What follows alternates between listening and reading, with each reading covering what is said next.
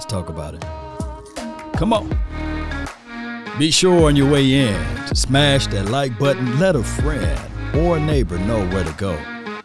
They want to tune in to Cowboys Sports Talk and beyond. Cowboys players with bigger roles in 2022. Heading into training camp. Let's go. Let's get it. We're going to talk about CeeDee Lamb, Dorrance Armstrong, and some more players. Some of the rookies. We're looking for it, baby. You rocking with the nation, one way or another. DC for life. Come on. They say ain't no party like a cowboy party. What about a Law Nation groove? Come on. Let's get it. Where my dogs at? Hey. Ho. Let's go.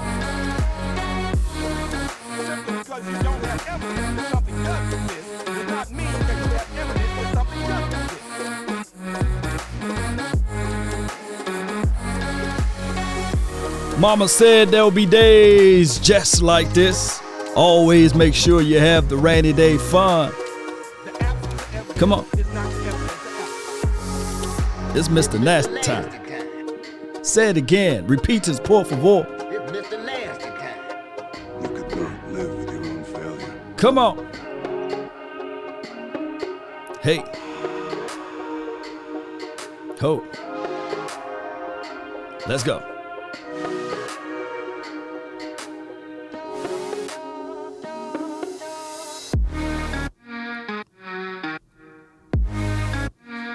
Turn me up just a little bit, baby. Come on.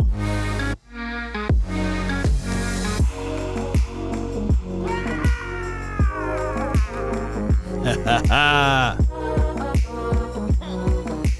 5, 4, 3, 2, yeah. Come on. They say ain't no party like a cowboy party. Yeah, yeah, yeah, yeah, yeah, yeah. Come on. Shout out to the Oxnard crew.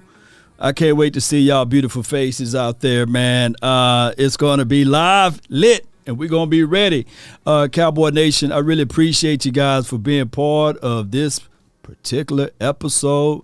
We got a lot of things to talk about, especially with what James Slater had to say, especially what Brian Brothers have as they top dogs, and of course, CeeDee Lamb. Everybody, mama, uncle, cousin, Tupac and Biggie climbing out of the grave talking about CeeDee Lamb. Will he be able to elevate? Will he be able to take on the heavy duties of wearing that 88? Ain't this right, Aaron? Shout out to you. Shout out to you. Who else we have here? Is that Deaf Greatest Kid? Appreciate you. Sam, what's up, Sam? Ro, what's good with you? Jay Lombardi. Shout out to all of the people, man. The notification squad and the people that subscribing, man, to this day. I appreciate y'all, man. Y'all know how it goes, Cowboy Nation. Let me hit that in this nasty time. It's Mr. Nasty time. It's nasty time all the way. And of course, we got a little conspiracy going on. But before we go any further into this, let me blow that up there. Y'all didn't know I had that powers. You know, my power is to take away, and blow this up there. But shout out to you, CB. That's Burleson for those who don't know. But shout out to Duke, Manyweather. Shout out to Vaj Lombardi for pointing that out. Guys, be sure to send a little love offering over there to Duke Manyweather for helping out the young Tyler Smith, right? Send your love offerings there. That's his Cash App. Because under the caption, let me just copy this for my guy, man. Under the caption here, it says, can we put some money together for a thank you card to Big Duke 50, and you know how this all goes. Duke got a workout facility where he trained players, not just Cowboy players, but players on every aspect of their game, especially the big boys, the offensive line, one of the hardest units to learn in the National Football League. That is the only unit that you can be the Hawk. You can have powers like Superman, right? But it don't mean a hill of beans because all 5 of those guys got to be on the same page. Let me repeat, all 5. So here's the Cash App link, and be sure to help out our pal Duke Manyweather. Not like he really needed, but hey, we all know the kind that folds always help, but neither here nor there. Shout out to him. And if you look at the picture, you can see Tyler Smith's feet keeping his elbows tucked inside. And on top of that, you see how he got a slight bend. And when you're talking about offensive linemen, right, in general, they have a cylinder that they have to stay within. You can't get too wild. You can't have flaring elbows or what have you. And you got to have good feet. You got to have good feet as a lineman, believe it or not, like Ripley's. And your body weight, of course, your core and everything got to be in place. And if you got those type of traits and that ability, woo, baby, it's going to get nasty. And I can't wait because there's no guard or tackle. Hear me out, Cowboy Nation, before you try to shank me with the butter knife. There's no guard or tackle that had a better run grade than Tyler Smith. And what do we want to get back to doing, Cowboy Nation? We want to get back to power football and running. That's what Tony Romo said the other day on my previous podcast. And you guys can check it out on iTunes as well as I'm on Facebook and multiple other platforms, Cowboy Nation. But neither here nor there. Shout out to you, Sadiqa. All love and praises go to you. But let's listen in to some of the topics lines there. And let me pin this. The phone lines will be open, by the way. The hotline for your mind, 657-390-7391. Right? All right, so we're going to listen to, let's start off with my guys from 105.3 The Fan. They said, which Cowboys are penned for a bigger role in 2022? And let's listen to what they have to say. From our buddy Katie Drummond from the Cowboys Wire. And, some of these names we've discussed at length, some of them are no-brainers, right? Like a CeeDee Lamb we know is going to have a much bigger role. He's now going to be the number 1 wide receiver. It goes without saying. The targets are going to be up. You're going to expect him to be Dak Prescott's best buddy. I mean, it still might end up being that, Dalton Schultz is the safety valve, could end up seeing the majority of the targets, but you'd like to hope that it is a CeeDee Lamb. So that goes without saying. But some of these other names, we're getting texted in a Tony Pollard quite a bit. Are there any names in your opinion when I bring up, hey, guys that need to have a much bigger role for this team to succeed? All right, so before they get to talking CeeDee Lamb, as you look at everything, I really think that he embodies everything that you want out of a wide receiver. The hungry attitude, the mindset to say, hey, I'm going to try to take anything and everything to become the best. And of course, people like to dog his size because he's not the biggest wide receiver nor the fastest. I recall, and I'm not putting CeeDee Lamb in these graces, but Ocho Cinco was never the biggest nor the fastest, right? Unbelievable footwork, right? Oh, Jerry Rice, not the biggest nor the fastest. Unbelievable will and heart and determination. So you got to look at all of those things. And when we contextualize what CeeDee Lamb was able to do in his second season, no Cowboy wide receiver ever did those type of numbers. So you got to contextualize this team heading into the 2022 season, even with the expectations of CeeDee Lamb being the number 1 wide receiver. Keep in mind, just last year, the Cowboys, that was his second year. And people are already comparing him to 4th and 5th year wide receivers. Come on, Cowboy Nation. And let me say this. I get it, the detractors, the low-hanging fruit, the mindset that everybody like to say, well, Law, he ain't gonna do it because of Rain Dakota Prescott. On one end, Cowboy Nation, we were all wanting someone to play through the echoes of the whistles, right? To put in the hard gridiron, the work action, the person that's not willing to be all over the news and radio about negativity. You got him now, right? And not just out of CeeDee Lamb. You also got it out of Rain Dakota Prescott. You see how all of this worked together? Terrence Armstrong. Boom. Yeah, that's a good one. Yeah, I think whoever lines up at right end needs to be a big-time player. And if it's Dorrance Armstrong and Sam Williams and those guys competing and battling, and if it's whoever it is over there, that needs to be, that position doesn't need to be one that they're struggling with. I'll say this. I think the right tackle. So as we look at some of the clips of Dorrance Armstrong, DA, we can clearly see that this brother can get upfield. He can make things happen. And I absolutely like the aspect of Dorrance Armstrong not being the end-all be-all. You got Sam Williams on that right side as well. You got Dante Fowler on that right side. So even though Dorrance Armstrong, DA, got paid, right? The Cowboys are still in good graces because of this right here. He's not asked to be everything. And if he can put together a similar season what he did last year, hear me out, Cowboy Nation, I'm cool with it. Look at him, he dropped back in coverage, then still blitzed inside. He get the sack off of Pat Mahomes on this play.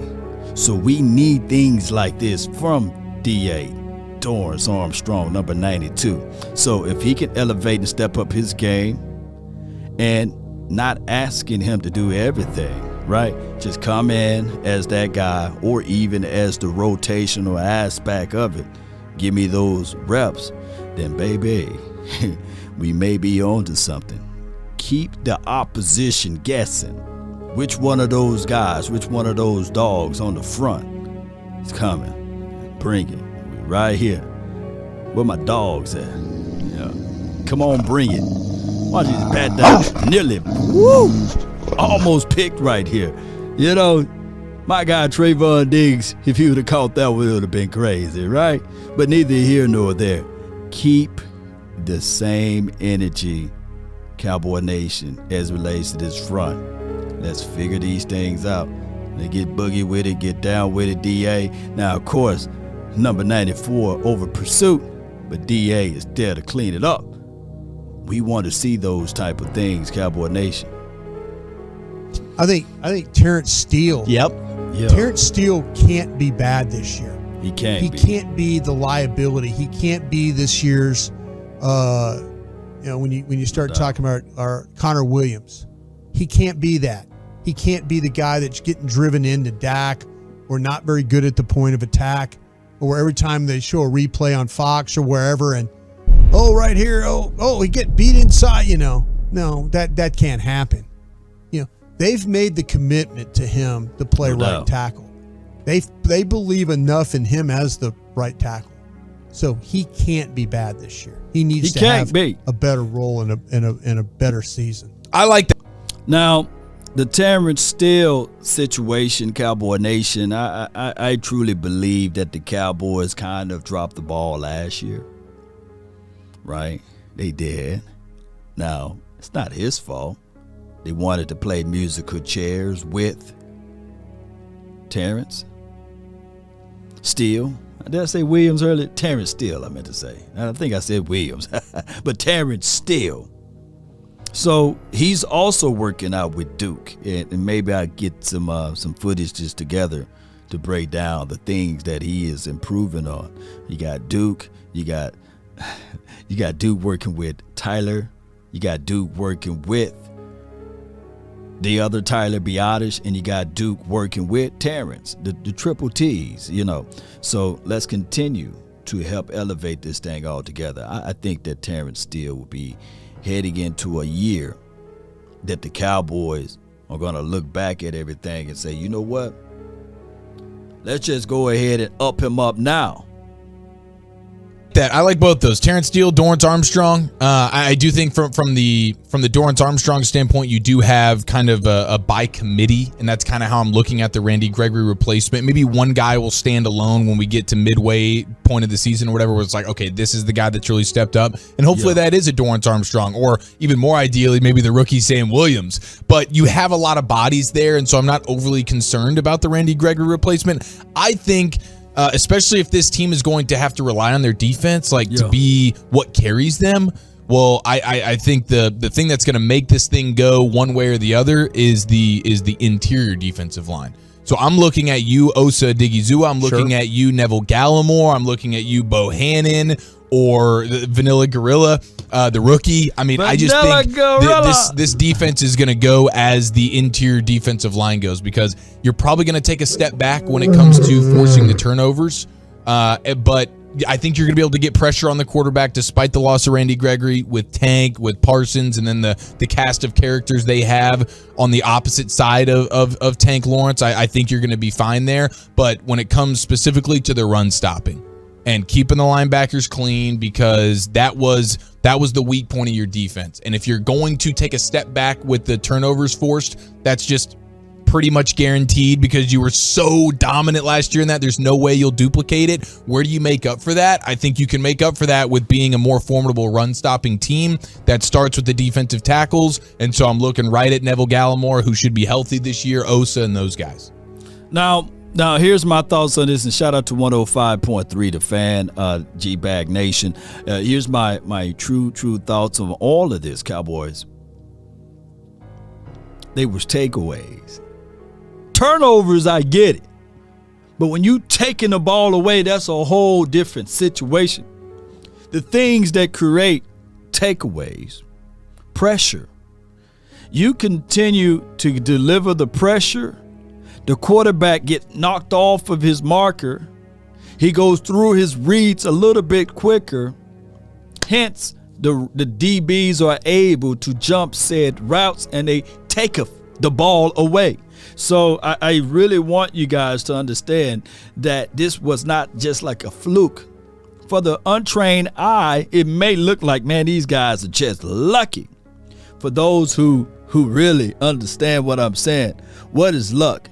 Is it when preparation meets opportunity, right?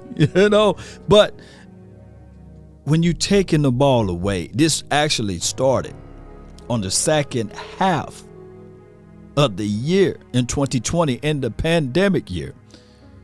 Those boys were taking the ball away. They became 7th in the league. We were not accustomed to getting these type of interceptions or fumbles, right?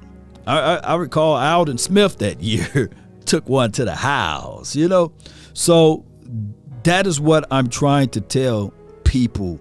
And just like my guy C. Nick says, luck can't happen 11 times. Laughing out loud. Right. That's what people try to do. They try to diminish Trayvon Diggs' abilities and say, oh, it was luck. No, but when you read it and you plan in phase, you have the opportunity and the chances of taking the ball away.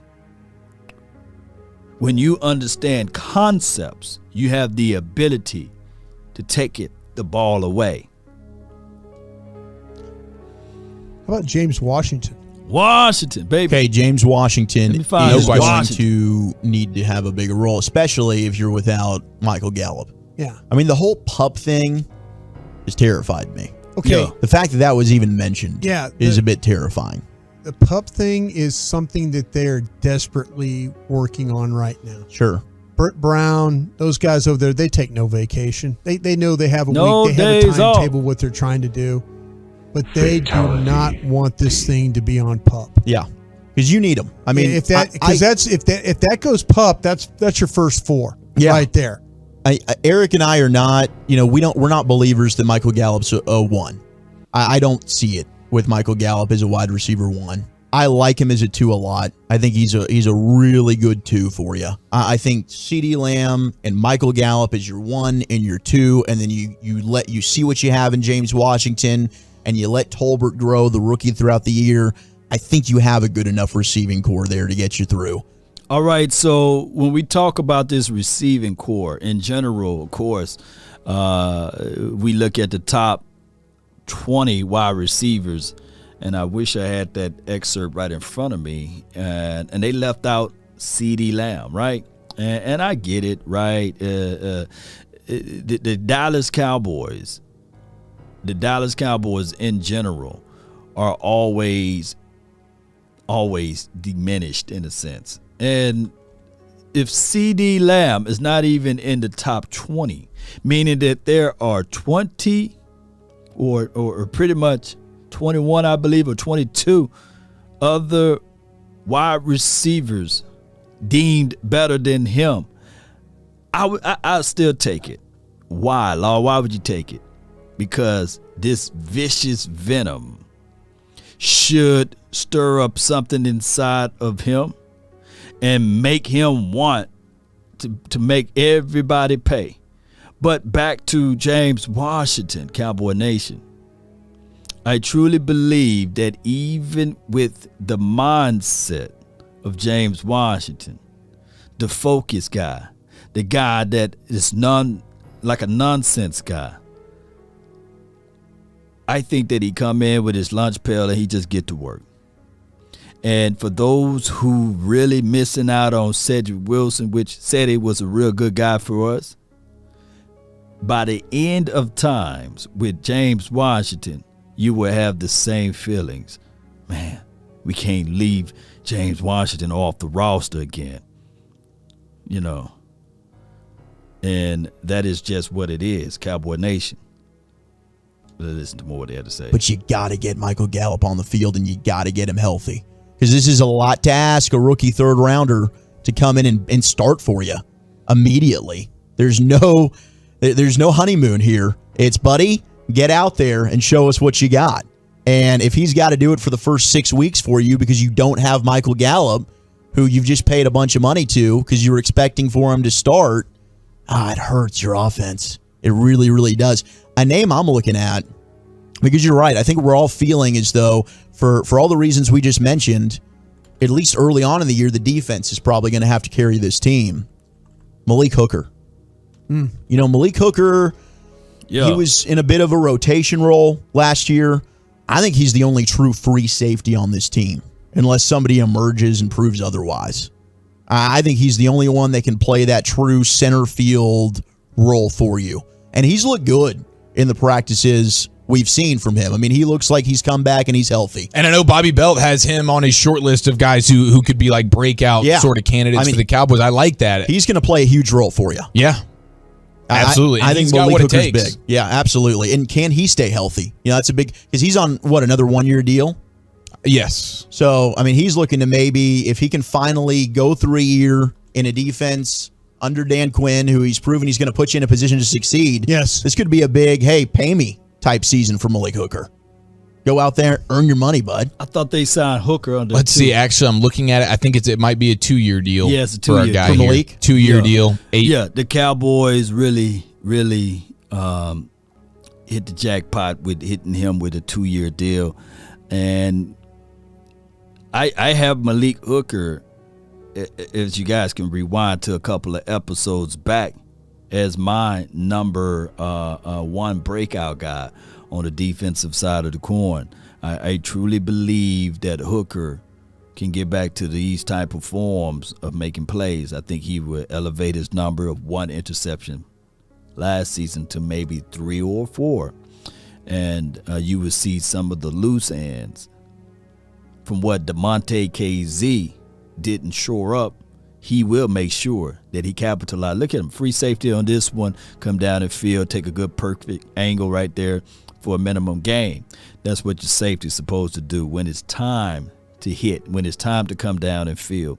And even at the top of the roof right here, he come down and he makes the play, get his nose down in there. He could have just sat back and watched. No, Hooker wants some action in there. He got in there. So great instinctive. That's my guy, Jay Lombardi. So those are things that I look for, Cowboy Nation, that I truly believe that Hooker will elevate his game even more and will be that guy to give you splash plays plus consistent plays. 8 million. There we go. Okay. So good. But, Good which for the is Cowboys. Yeah, that is good for the Cowboys because he's definitely the guy that, I mean, he's still plenty young. It's really just been the injuries that have killed him. Last year he stayed healthy, and now he's a couple years removed from the Achilles. I mean, geez, coming out of Ohio State, I think we were all thinking, my oh my. Yeah. This dude's going to be a superstar. Ed Reed style vibes, just in regards to the way he could be that center fielder. And so, and we know how much that Dan Quinn likes to do the 3 safety look. Hey, J-Ron Kirsch, you're going to act as kind of a linebacker.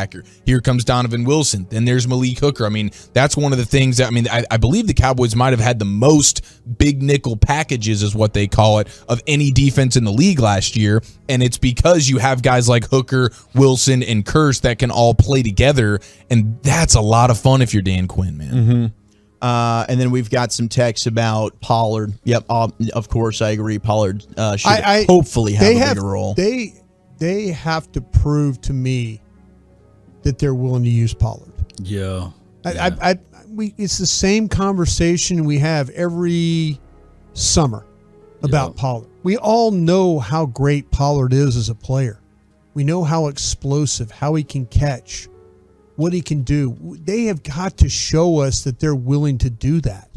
They haven't. That's the thing. And everybody's like, oh, he has to have a bigger role. Sure he does. We say it every year. Yep. You know, what do they say?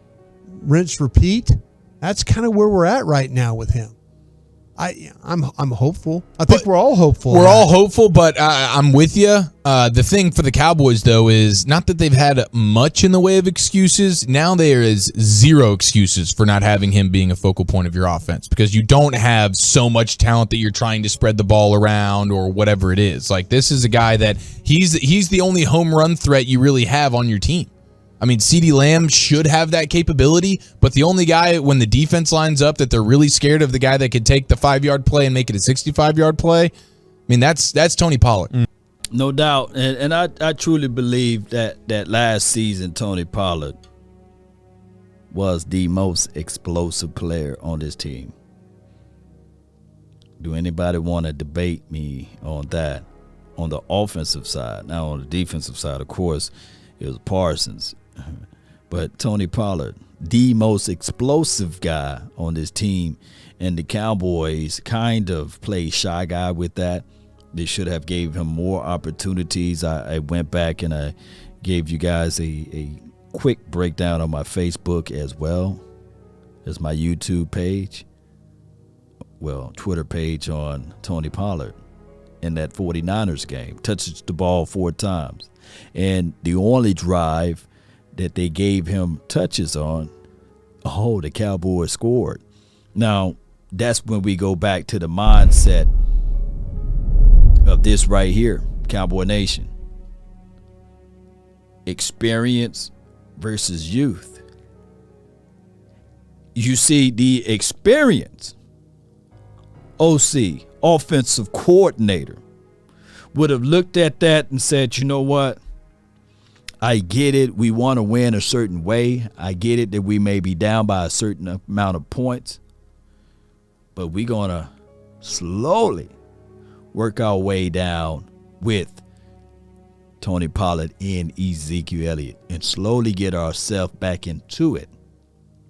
Sometimes when you're young, right? When you have the youth on your side, you think that you got to take of it so quickly, right? You think that you got to eat everything up fast. You think that if they cut off one of your plan of action, you start to panic, sweating.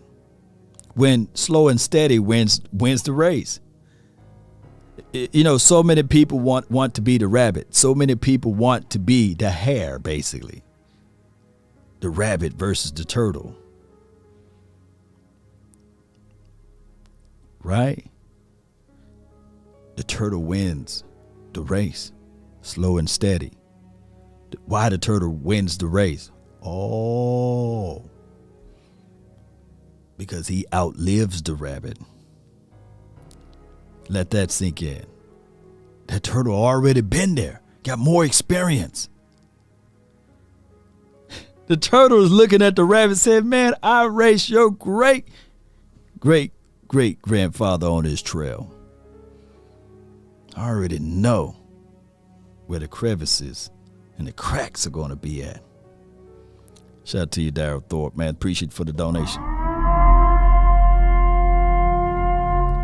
Shout out to you, Keyshawn Alexander. Appreciate you. Shout out to you, Jay Lombardi. Appreciate you guys. So if Kellen Moore was wise, right, and had wisdom and understanding and knowledge of the game on an experience level, he would not panic. He would still take his time. But they down 13 points, Law. Mean that they got to run it. They can't run it, I meant to say. They got to throw the ball around. No, slow and steady. You playing into their hand. When the 49ers jumped up 13-0 on the Cowboys, you were playing into their hand. You have to get back to running the ball. I don't care if you had T.O., Jerry Rice, and the playmaker in his prime. And Jerry Rice in his prime. They'll be your three wideouts. You still got to run the ball. Right? Barry Sanders cool, and Barry Sanders is a great running back. But you can't go through a game with only 4 touches. Right? Come on. You say, hey, man, you had Barry Sanders, man, a horrible offensive line, but you only give him 4 touches. I'm not saying that, Tony Pollard is Barry Sanders, by the way. But what I'm saying is collectively, you got to run the ball, regardless of the offensive line. You can't see a game with 4 touches. And one of the touches was just, really, he had only, when you go back and watch it, he really had only 3 touches. Corey says, Kellen show slow and steady, still using Garrett playbook. Yeah, you're right. I mean, you only going to use what you know. But we're going to switch over, man, and listen to Jane Slater on her thoughts of training camp and what to look for and things like that. Let's listen in. Camp, I love hearing TJ. It's like the collective voice of the Cowboys. Everybody gets excited. There's new hope. Because even though they went in that 12-5 run last year, it just felt like that playoff game against the 49ers where they ran the quarterback draw with, 13 seconds to go. They don't hand the ball to the ref. There were just so many questions about this team and how, once again, it just felt like the wheels came off the bus. So I know there's a huge fan base of fans just like you, TJ, just very excited for camp and any Cowboys news that comes out of it.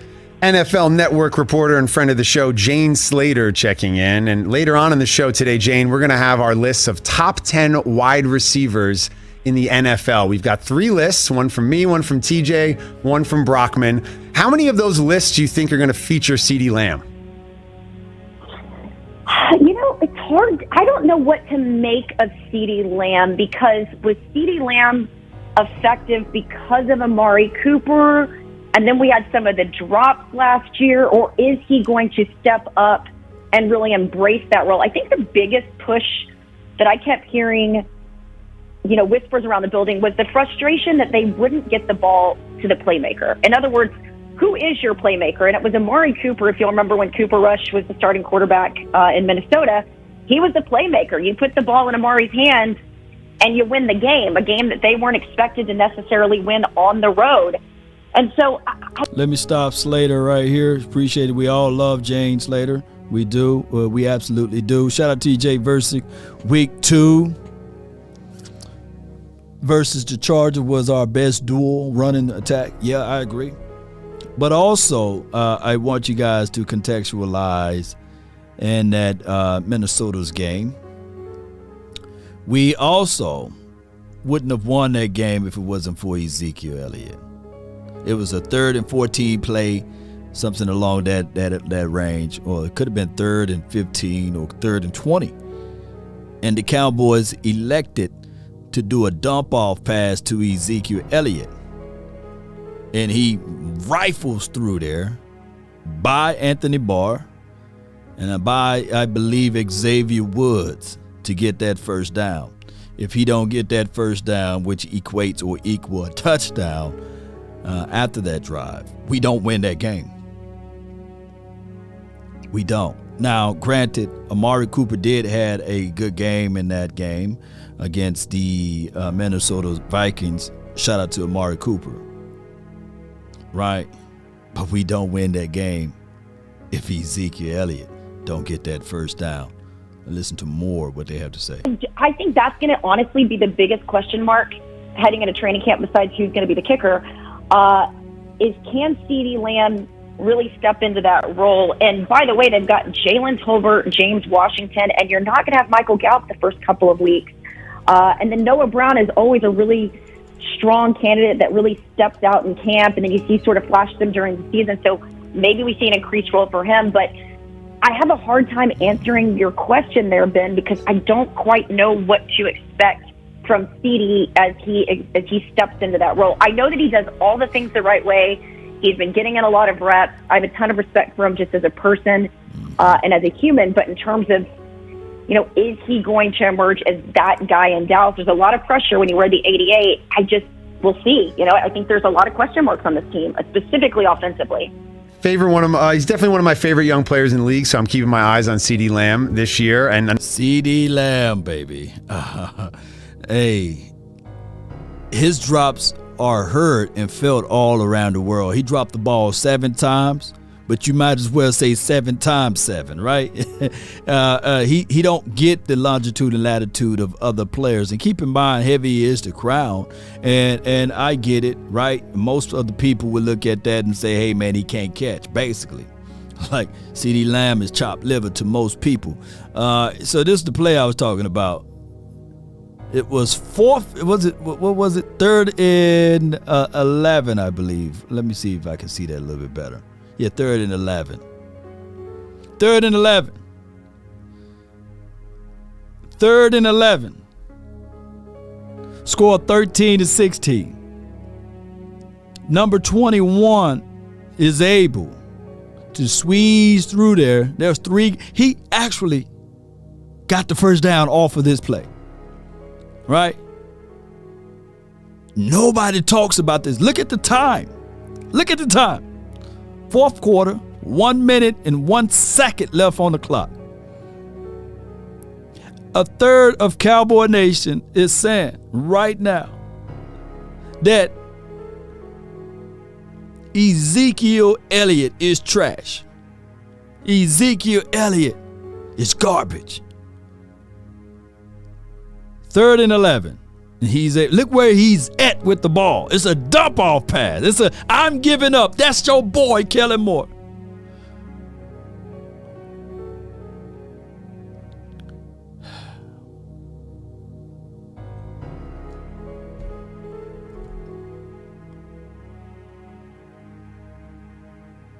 I digress. Let's play some more of this audio. Another question mark in Dallas is around Ezekiel Elliott. TJ, of course, had him on his top 10 running backs list yesterday. Whether it's health concerns, off the field stuff, whatever it is, there's always question marks around Zeke. What are you expecting from him this season? And talk to me about the state of Ezekiel Elliott. Well, I saw him, it was OTAs or minicamp, it was OTAs, and I pulled him off the side as he was walking out of the locker room, and I asked him, I said, how hurt were you last year? And he told me he had a PCL on his right side, and it happened after Carolina. I said, how did it affect your game? And he said it really impacted his ability to separate, in other words, to really sort of get the ground and the burst that he needed. And so I get the sense that he's healthy. These off the field issues haven't been It's sad, man, that they use narratives of off-the-field issues with Ezekiel Elliott. You know, off the field. Come on, man. I'm telling you guys, the Cowboys are the most scrutinized team of all with their players. They always say, well, this player got off the field issue. I mean, he did exactly what all of you guys would do right now in your 20s, in your 21s or what have you. You know, partying with the ladies, pulling down the what have yous, you know, allegedly. Right? I know some of you guys would be doing that if you had $1 million, first round draft pick. It just so happened that the cameras, the spotlights on you. Now, Ezekiel Elliott, many years from there, many years from being a 20-year-old, right? I was a 20-year-old guy 20 years ago. You know what I'm saying? So I can only imagine, right? What I was doing 20 years ago. I digress. Problem in Dallas really in the last 3 years. And it was Dak who even said, and of course they're best friends, so you expect this, but he said when healthy, he thinks Zeke is the best running back in the league. It's just hard when you've got guys like Dalvin Cook and whatnot, who in the last couple of years have really emerged as strong running backs, what to expect from Zeke. I think sometimes too, when you get the contract with the extra zeros and you saw him do the holdout and, you know, shout out to his agent, Rocky Arsenault, that may be the biggest running back contract we ever see again. Just because we've seen how it's played out with some of these guys. But I think because of that contract, there's been just increased scrutiny on him. And it doesn't help that you have a younger guy like Tony Pollard, who a lot of people think should be getting more reps. And I would also submit that with that offensive line, Zeke's first couple of years, when you had Travis Frederick at center and you had a healthy Tyron Smith and Zach Martin, all those guys, that's why Zeke was able to be as successful as he was. And you've really seen a deterioration of that offensive line. And by the way, you're going to have a rookie on that line this year. You know, Tyron Smith, you hope that he stays healthy. We've definitely seen, you know, some of the injuries pop up in recent years. And so, you know, it's not just one thing, right? And so I think there's a couple of things that are going to play in here. But, you know, I've seen him doing more working out in the last 2 off seasons than we've seen him do before. But I think he's better when Dak's healthier, and he's better when you've got a strong offensive line. I think that really does apply to any running back, though. Good cleanup there, Jane Slater. Appreciate her for all of her information. All right, we got the 562. You're live. What's up, Law? How you doing? Nothing to it, man. Just living, man. One day at a time. Talk to me, man. What's on your mind? Oh man, well, first, man, I got a couple things to say, man. Your drops and your background music is A1. I appreciate it, man. Thank you so much for that, bro. Man. 2, I have no worries about CeeDee Lamb. Why? Because we're going to get back to running that football. Yeah, you got to get back to it. Mm-hmm. You know what I'm saying? If we get back to running the football, it opens up the one-on-ones on the outside. Now, does CeeDee Lamb kills one-on-ones? Yes, he does. So we're going to be fine. We're going to be fine. And then all this talk about Tony Pollard, this and that, he needs to work on his blitz pickup. Yeah. if he can, I know he's small, this and that. Everybody wants to. He's a third down back. There's a couple plays he missed a blitz pickup. He's not experienced at that. You got Zeke out there. Zeke's out there destroying bodies, pancaking. But big facts. You know what I'm saying? If we, if the lineman gets back to open up in the holes, we'll get back to old Zeke. Not even old Zeke. We're gonna have an experienced Zeke, who's not just gonna be he's still gonna be running through walls, getting that first down. You understand? He manhandled a dude, even with an old boy from the Falcons, getting the goal line. Why? Oh yeah. Manhandled and flexed on him at that. Oh yeah. So it's you think TP is gonna do that? He got quickness. He's fast. He took one to the house against the Raiders. Zeke's not doing that. So he got Pollard for it. You know what I'm saying? You got to mix them, man. You know what I'm saying? You got to look at Tony Pollard and Ezekiel Elliott. Like we're gonna mix both of these guys together. We're gonna utilize that aspect of the game, and I truly believe like the teams that were successful at that. The Buccaneers a few years ago, that's how they won the Super Bowl with 3 running backs. And the other team, the Eagles, they used 3 running backs and won the Super Bowl. The Patriots, LeGarrette Blount and some other guy, I forgot, they won the Super Bowl with that. And of course, even the Chiefs. They had D. Williams and the other running back. They were able to utilize both running backs versus it being a versus battle. You know, it's always a versus battle with the Cowboys.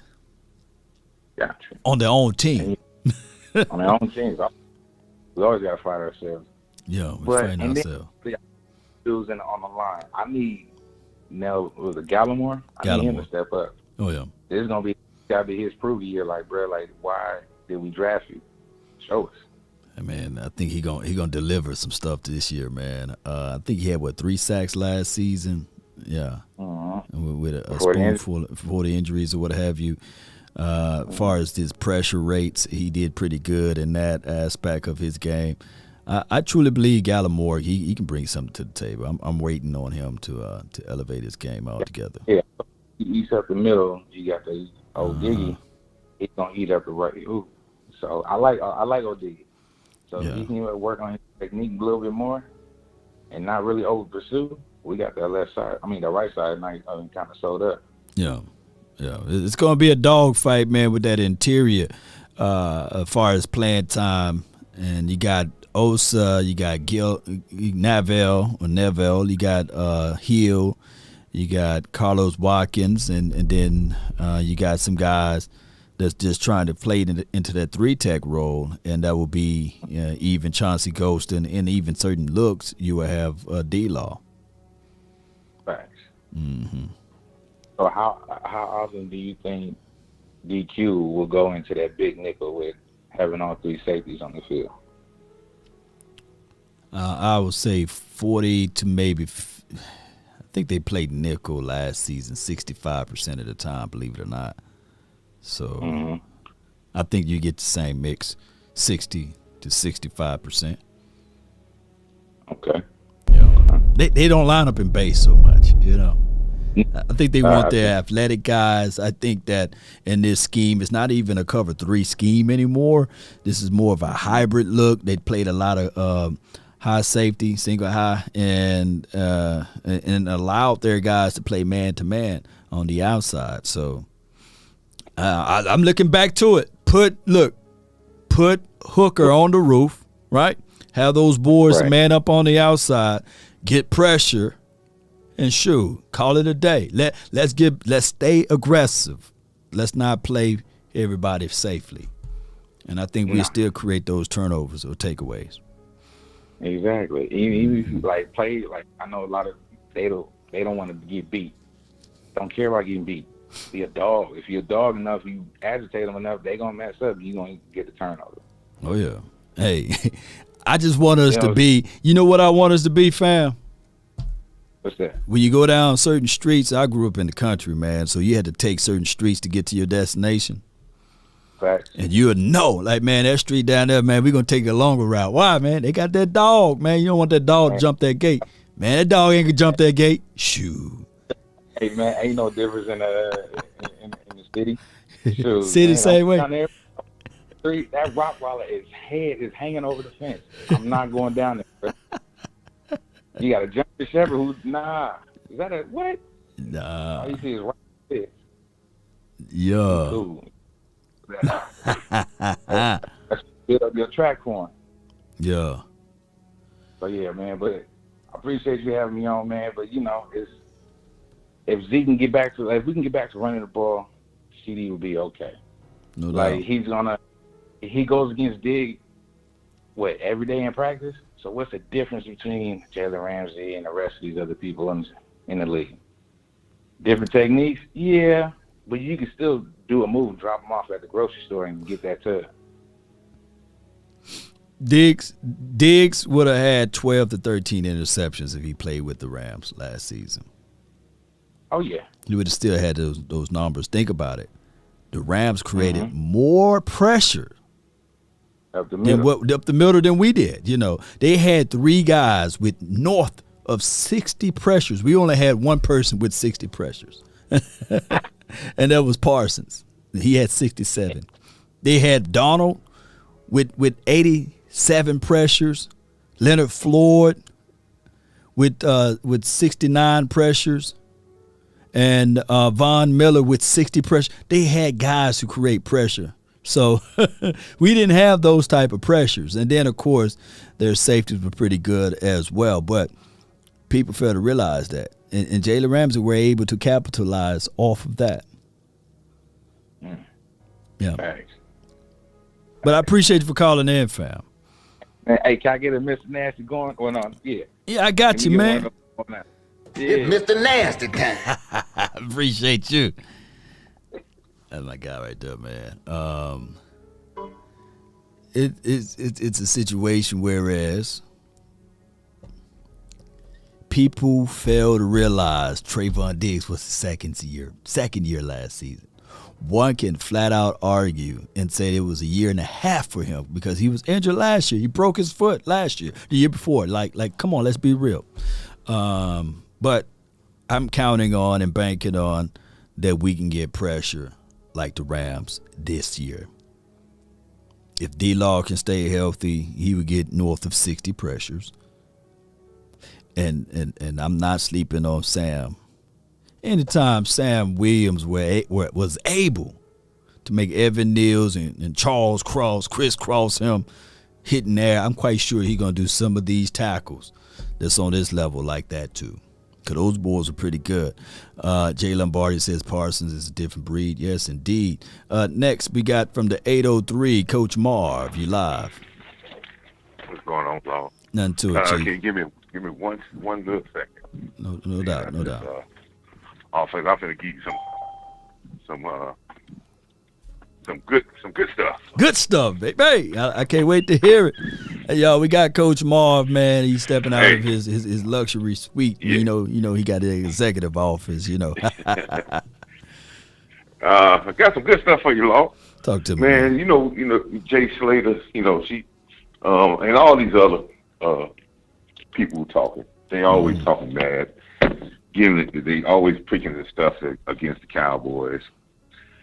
Really stretching stories. But let's think about this season. And I kind of briefly touched on it last season. I touched on it yesterday. And I don't think you realize the amount of adversity this defense went through last year to get to where they was at 12th. Right. I don't think you realize that D-Law missed 9 games or 10. He missed a lot. Tristan Hill missed 7 or 8.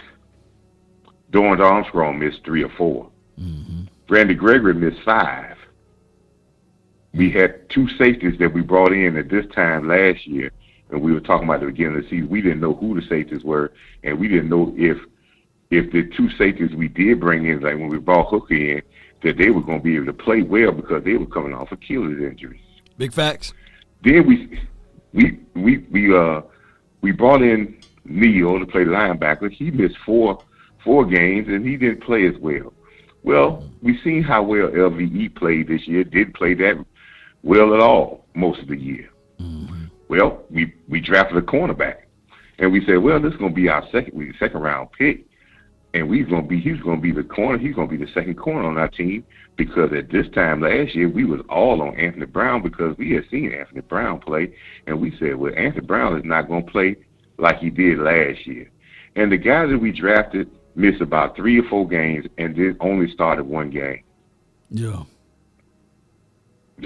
Dorrance Armstrong, we was depending on him to come in, maybe, to just do better than what he did. But he missed 3 or 4 games. Nelson Gallimore, we said last year at this particular time, we said we was hoping he was going to step up in his second year, but he missed 10 games. Big facts. Who in the world in any defense where a defensive coordinator is coming in for his first year, and then I named you all the adversity that this defense had. I think only about 5 players on this defense played the whole year. Oh, we did say we were looking for Donald Wilson to step up because at this time last year we said he was going to step up, have a big year. Yeah. He missed 4 to 5 games. Yeah, he did. And he was in the doghouse. Yeah. So who in the world would have thought that this defense was a first-year defensive coach that just coming into Dallas, as well as have to be led by a rookie, and we have to get play out of Carlos Watson, Golston, who didn't practice the whole training camp. We'll have to get all this, and did any time in this season did we look at going into any game think the defense was a liability? Dang, you're right. Sheesh. So when I said on some other shows, which some people call me a homer, I wasn't a homer, but no, that was what I stated when I stated that I have never. This is one of the greatest things I have seen in football. I have never seen a team with that many adverse situations, injuries, and then have to be led by a rookie and come from 31st in defense to 12th, and you never had your full unit together. Never. That's remarkable. And greatness is not, but greatness is the miles traveled over obstacles and the amount of obstacles. That is a lot of obstacles, and we travel from 31st to 12th. You won't hear none of the pundits talk about that much of adversity they had on this defense, and they played very well and improved. So Cowboy fans, when we start talking about this guy, he performed, that guy performed. If these guys are together and they have come a long way and they can stay virtually healthy, they have went through, you are so deep because guys got a lot of playing time, we're going to rock and roll. Don't worry about what the people say. We got a lot of talent. And I'm going to give Stephen Jones and Jerry Jones some credit on this end. And I know you're going to say this, you know you're going to have a little backfire with this because we talk about free agency. Right. And I understand. I understand about the free agency. Right. And there's some places I want them to go here and there. But if I was an owner and I saw how well we played with this amount of adversity that I just pointed out, I would say I don't need a thing in free agency.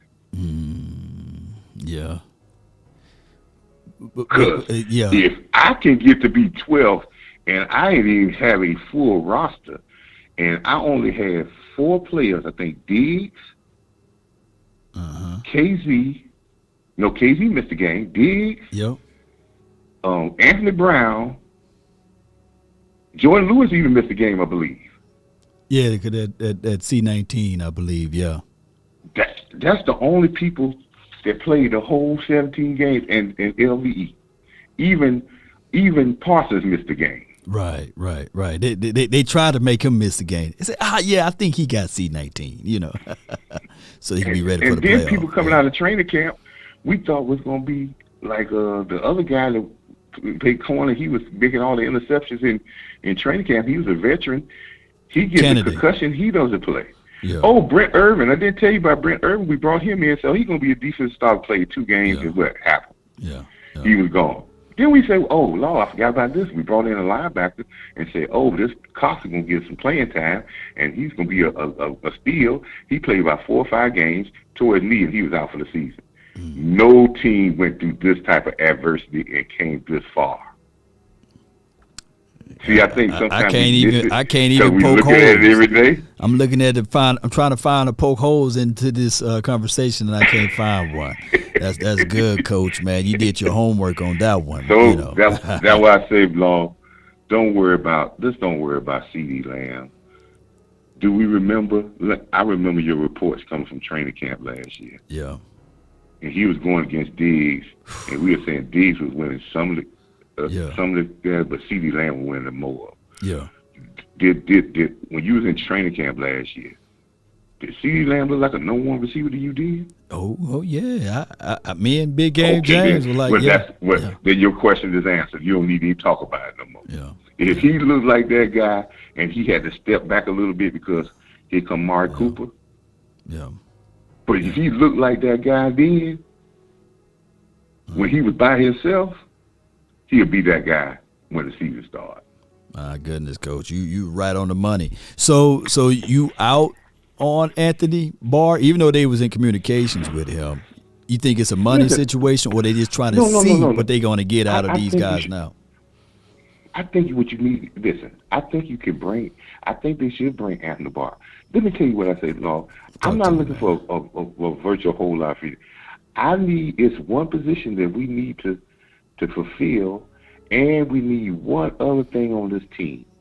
I need some veteran leadership savvy. If I could get a guy, that's been to a Super Bowl, that's going to be able to play, but give us that little bit of veteran savvy that the coaches can't give you, that tells you, young blood, this is what you got to do to get to a championship. I think Charles Haley gave us that more than his play. Yeah, True did. He gave us that was more than worth more to us than his play. Yeah. That leadership savvy to say, man, you want to get to the next. When we want to get to the next level, hey man, we got to keep working because when we work, we gon' the big time games. We ain't worried about the boom box. I'm gonna show you how to get through the boom box. I remember when this happened to us 7-8 years ago. That's that veteran leadership savvy that they need. Just a tad. We don't need a lot. Just a little bit. A little bit sprinkle of that on mama's cooking, and then you'll make some good. Man, you spitting, Coach. Man, I should have had an umbrella over here, man. That's all we need. So if you want to do with the Anthony Barr, that's fine. But the thing about it is, I understand listen, I don't approve of everything what Steven do. Right. But I say this right quick, long, and I want you to think about this. Steven is rolling the dice, and I can see why he's rolling the dice. Right. Because he got a lot of great talent on his team. Now, you can come up snake eyes, but if he doesn't get Anthony Barr, some of these young guys play, and then they come up to another level. And let's say, and I'm not just saying that, let's just say by happenstance, we win or we go and we win the Super Bowl. He just hit the lottery. Because he's going to walk in the owner's meeting and say, man, I got a Super Bowl team and I'm $20 million in the cap. Who can do that?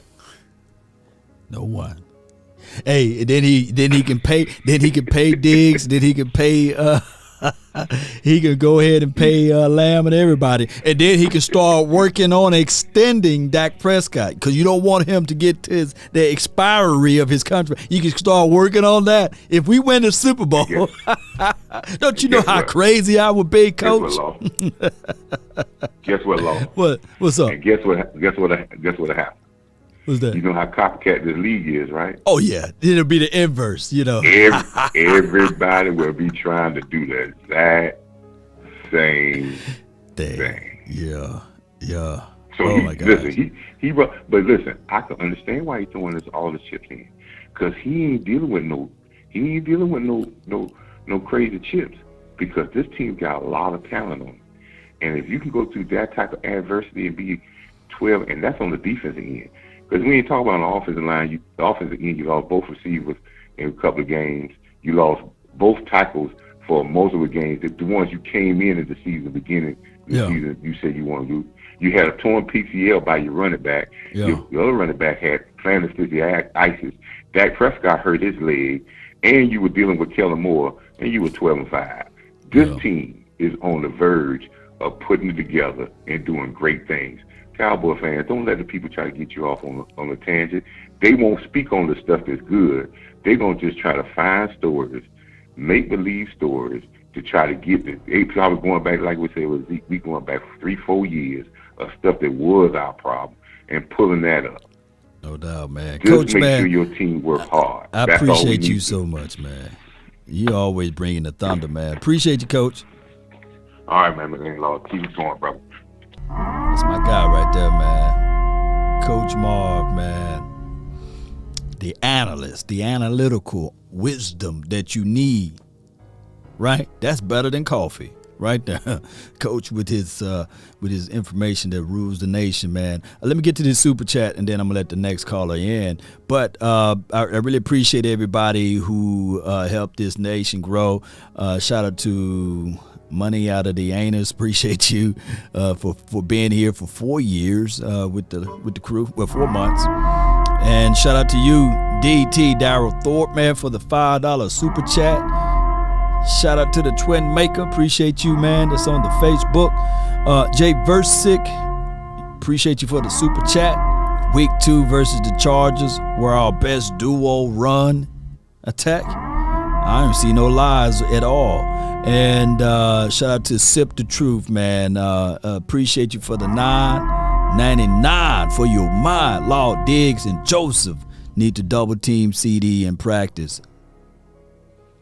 Ooh, that's gonna be nice because teams are gonna double team him every route. So he's need to prepare for this now. Yeah, I mean they're gonna double team him. When you pray for rain, you got to deal with the mud too. You got to deal with it, and Diggs got to understand. Okay, that should be a number 1 caliber wide receiver that I got to be ready for him as well.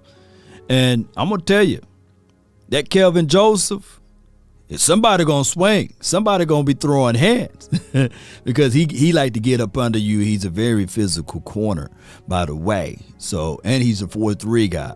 Let that sink in. One can argue and say he's a 4-2 guy, but that's a story of a different day.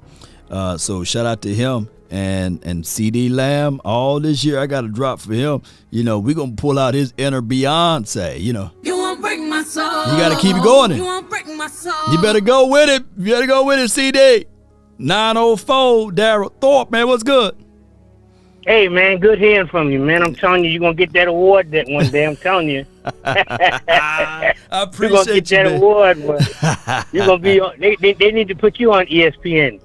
Yeah. You putting out the real deal. Everybody else just. And what's the quarterback's name that with the Detroit Lions and he running out of end zone? Dan Orlovsky. You know. You think he won about 7? You think he was brave the way he talked down the deck? Yeah. But you know what? I'm gonna say this here. Dak gets better every year. So even though we worried about Kellen Moore, Dak is probably gonna change some plays. Man, this ain't gonna work. We're gonna do this here. He's gonna change. He gonna improve every year. And he worried about the defense because I think we're gonna be the same or even better. I think we're gonna fool a lot of people. Yeah. Now, one thing that you say that scares me. I hate to hear it, but it's so true. Because I heard it about a week, maybe about a month ago. That might have been something old. Somebody asked him, Jerry Jones, about when you're going to put Jimmy Johnson into and he gave the worst excuse. Yeah. You know. Yeah. I mean, when you don't want to do something, you'll figure out ways. And say, you know what? You know, my auntie, uncle, cousin passed away, man, and the dog got hit by the car. You know, that type of stuff. Yeah. And he says, I'm just asking God to let me see one more Super Bowl. But yet you believe in revenge. You don't forgive. You know. Yeah. So there go your blessing. You messed it up. You know. But yeah, we gonna I think we're gonna do good this year. I think we're gonna fool a lot of people. They see how embarrassed they was doing that 49er game. They gonna worry. That I know that's in the back of their head. I know it's in the back of Dak's head, and he is a true leader. Yeah, one of the things I was saying all off season, when that press conference happened, and Mike McCarthy kept nudging Jerry and Stephen Jones, saying, "Hey, remember the playoff. Remember the playoff." and he was talking about attitude, mindset, physicality. Yeah. We went and got guys with attitude, mindset of physicality. Tyler Smith, mindset. I'm gonna destroy you, even if I gotta hold you. Right. Sam Williams. You know, he's an aggressive guy. He could have been a third round grade, but we got him in a second. But the guy's a 4.4 guy. Tolbert, he could have been a second round grade, right? But we got him in the third. So I look at all of those things, and I'm looking at mindset, physicality. You know, that's what they bring to the table. And why do you keep talking about this guy from Frisco? He ain't coming here. Frisco? Who's from Frisco? The guy that Nubo. Debo Sam. Debo. Yeah. I mean, the TV got to get their ratings. Well, yeah. Yeah, TV, they got to have something to talk about. And every dry spell, you know, they're going to shake the tree with the Debo to Dallas. Now, if he come, I'll throw a parade. If he don't, I'll still throw a parade. You know, I think that the Cowboys are still the Cowboys. It's more so. What about that one receiver that we got last year? Is he going to get some playing time? I can't pronounce his name. Simi? I think Jim. Fihoko? Yes. You seen him play? Is he pretty good? I have yet to see him play. I've seen him run a few routes. I've seen him limited with was it Garrett Gilbert in the preseason game. But I just gotta wait. It's a wait and see. It's the unknown for me with him. You know how it goes. And I don't even see the man having workout tape, so I can't even. Well, what I'm saying is that there are known knowns. I can't even hype him. I can't even hype him. I know here in Jacksonville, people talking trash. There's a lot of Cowboy fans here, and we can't wait to that Sunday night game between the Tampa Bay and Cowboys. And I was telling somebody, I don't think Tampa Bay ever beat us at home. I don't think they have ever beat us. Now, they beat us, but it was always on theirs. I don't think they have ever beat us. I'm knocking on some wood. So, man, let's get it. DT, I can't wait for week 1 then. Let's put that L on them, man. I can't stand Brady. You know, we never beat Brady. So this will be the first time. You know, it'll be the first time we put it L on him. And I ain't wishing him, I'm not wishing him to get hurt. Well, he might get retired that day if he gets sacked about 10 times or something like that. You know, we ended Brett Favre. It wasn't at this stadium. It was at the old stadium with the Green Bay, because people fail to realize that was the game. Brett Favre never beat the Cowboys in their stadium at home. And we played against Brett Favre. We knocked him out of the game, and they put in Aaron Rodgers and the rest of it. We did the Green Bay Packers a favor, you know. Because Tampa Bay had never beat us at home. I can't remember them ever beating us. No doubt, man. No doubt, man. But I appreciate you for calling in, man. Let me hear how about them Cowboys, you know. How about them Cowboys? God damn it. We going all the way. Going all the way, baby. Come on. Going all the way. Hey, you just keep your lucky socks on, man, when we play this year. You know, keep them on. Don't take them off this year now. Come on. Oh, yeah. Last year's behind me. Last year behind I'm going to keep it behind me. Yeah. Yes. Yep. Appreciate you, DT, man. Thank you for the donation, too. Right. Yeah, that's my guy, man, all the way from Jacksonville, you know. And shout out to Sip the Truth, man. 34. If it's the same Sip the Truth, I appreciate you for the Cash App, man. I really appreciate that. And that's going to go toward the Oxnard Fund, right? And of course, I had some crazy things that happened here at my home due to lightning, and we ain't gonna talk about it right now. I don't want the FBI, open up! Come on, man. From the 832. You're live. 832 live. What's good? Yeah, what up, Law? Nothing to it, fair. Hey, man, you know, I've been a Cowboy. I'm 47 years old. I've been a Cowboy fan for a long time. Mm-hmm. If I had the opportunity to watch Dak in his first game when Tony Romo got hurt, right, and Dak came in, it was me and my fiance, which is my wife right now. Okay. We was at the bar looking at the game, and I said, oh, man. I said, we got this rookie quarterback back there, but he going to be all right. And then you proposed to her that day, right? You got on the knee and then everything, huh? No, we actually got married. Let's see, I had a stroke in April 2018. Okay. We got married August 2018. Oh wow! Congratulations. So August, you're August, married date. Yeah, August. Yeah. Okay. But on a lot of things, the truth about Cowboy fans and the haters, they always say, "Oh, the Cowboys should go to the Super Bowl every year because y'all got all this talent." Yeah, every year. They so quick to pick out the good about the Cowboys, the bad about the Cowboys, but never say nothing about the good. Oh, y'all beat up on the NFC East. You can't beat no other teams. But guess what?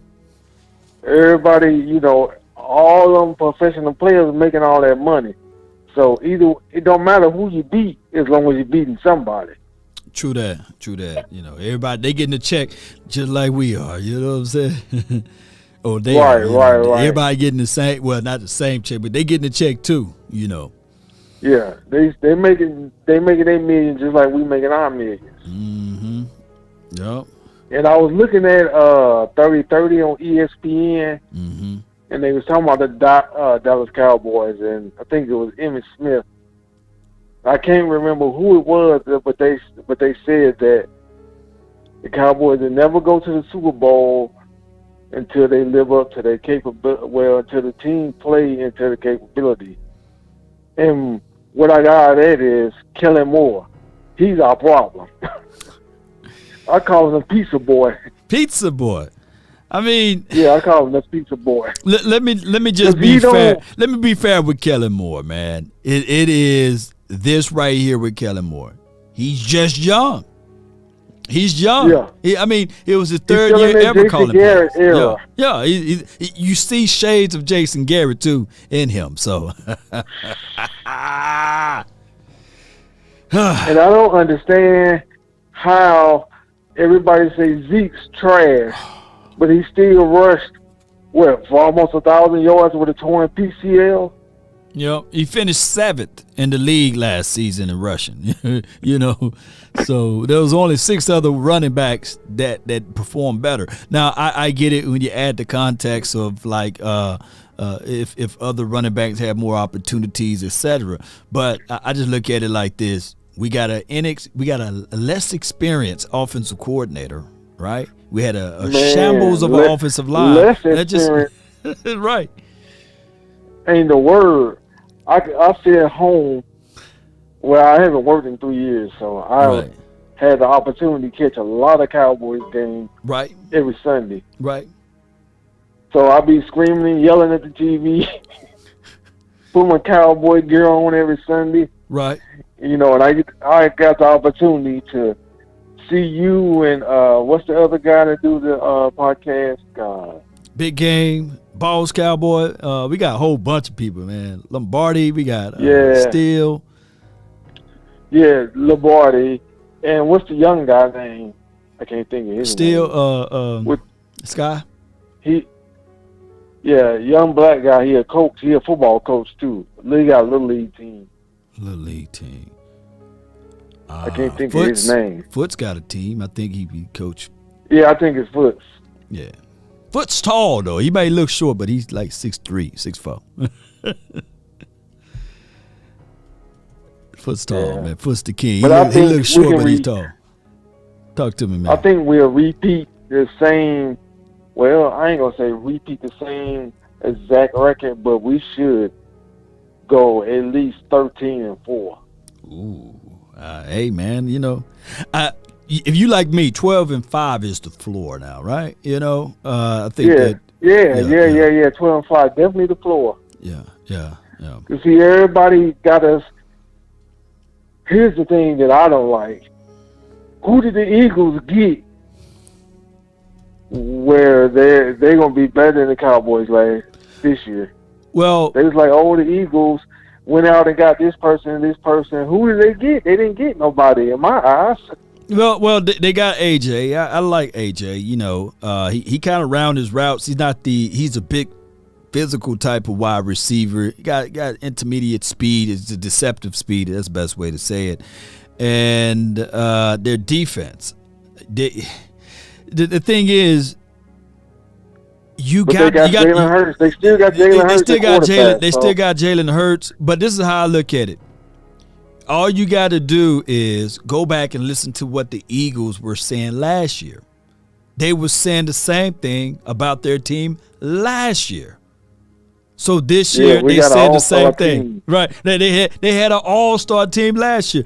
We got Slay, we got Devontae Smith, we got this, we got that. We're going to beat the Cowboys. We the number 1 team in rushing defense. And then when we played them, we hung 50 up on them. And then all of a sudden, it was like breaking news over here, man. You know, I got it right here. I got the guy that was making all of the noise right now. The answer, I talk stuff. I thought we had it. Like, it goes to show you who's a better team. And I'm sticking Cowboys. Watch how you cry. You're crying. I'm hurt. Yeah. Then with Washington, it's like, oh, they got Carson Wentz. Yeah. They gonna win. They gonna win the NFC East. Like, come on, Carson Wentz ain't been good since the year they won the Super Bowl. The Eagles won the Super Bowl, right? Yeah. I'm like, hey, it don't matter what quarterback you got. Trayvon Diggs, hands down, best DB in the league. Why? Because he plays the ball like a receiver. Right. So if you got a DB out there that's playing like a receiver, guess what? He reading the quarterback, and he gonna know when the wide receiver is looking back for the ball. So he'll get a better jump on the ball. No doubt, no doubt. Hey, he plays that in phase. He's actually looking to see what type of route concept, the route that the wide receiver is running, and he kind of mirrored that route and he tried to pick the ball off. The thing is, now that is aggressive style of defense, so he's subject to the double move. So when he get beaten on the double move, he rely on his comeback speed, or we call it recovery speed in DB world, and he still get in phase and he get up under it. The best play to decipher that for those who are out there wondering would be the interception that he had on Terry McLaurin. You know, he played in phase on that play. But, man, I appreciate you so much for calling in, fam, from the 832. What's your name? Pierre. Pierre, man. Appreciate you, Pierre. Thank you so much, bro. All right, bro. Appreciate you, man. That's a good call from him. Yeah. Have a good one. You too, man. It's a good call. Good call from him, man. I'm hurt. That's what he said, Jay Lombardi. Shout out to you, Sally Lawyer. Appreciate you for reaching out earlier as well. Shout out to my guy, Choctaw, man. Been a long time, no hear, no see. He says, been a minute, Law, but to be fair, doesn't it really matter when the office don't care about winning? I'm not going to go and say that the front office don't care about winning, but they care about winning it their way. You know, Frank Sinatra, this thing all the way out. They want to do it their way. That's how I look at the front office, and that they are willing to die on the hill. And to what Coach Marv had to say about it, you know, it's very argumentative, you know, of how the front office been handling things. They're 12-5. You pick Stephen Jones up and put him on the Jets, that 12-5, and even the past year, well, outside of the 6-10, they would take that. They would take the 2016, 17, 18, 19 Cowboys record any day. All right, so we got the 860. You're live. Talk to me. Lord VIP, baby. Yeah, I know you're going to bring some energy, man. Talk to me. Look, Law, first I want to show some empathy for what you're going through. Because as you know, I I do radio, but I'm also a carpenter too. So I'm out here working in this heat, building decks. And oh, yeah. So I have empathy of what happened to you, man. So my love goes out to you, first of all. I want to hit on 3 points if I can, though, Law. the Illuminati, man. They got me, man. Yeah, man. You was getting too close, Law. You start talking about that talk, and they like, look, man, FBI, we coming. Hey, I saw a clip the other day, man, that I didn't know. I didn't know that they can create the clouds themselves. Man can create their own thunder clouds and everything to create rain. Yeah, that's a story of it. Let me be quiet. hey, that dude that created rainwater out of the air is right here in Texas, man. I said, man. You might be on Jerry's payroll. We might be in the bag already.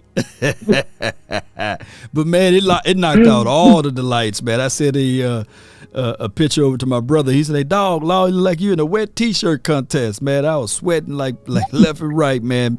But I ended up getting the kids into the hotel room for a couple of days while the technician come out to reinstall everything. Mm-hmm.